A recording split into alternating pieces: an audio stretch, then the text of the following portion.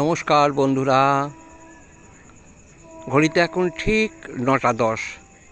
অম্বুবাচী তিথি শুরু হয়ে গেল। আগে বাড়িতে মা ঠাকুমাদের মুখে শুনতাম একটা কথা, তারা বলতো যে নেই বার নেই তিথি, 7ই আষাঢ় অম্বুবাচী।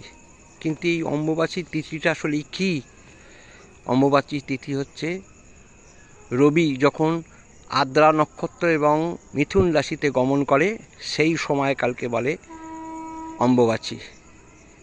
এই অম্বুবাচীর সময় আমাদের মা ধরিত্রী ঋতুময়ী হয়ে ওঠে। এই সময়কালের মধ্যে আমাদের এমন কিছু কাজ করা উচিত নয়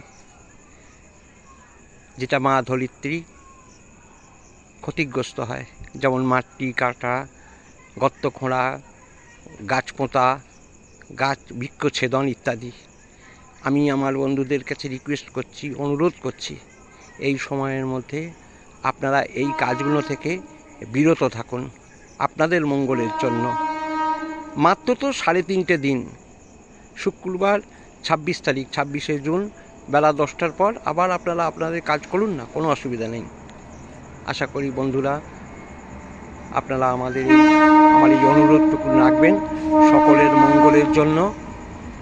ভালো থাকবেন। নমস্কার, শুভরাত্রি।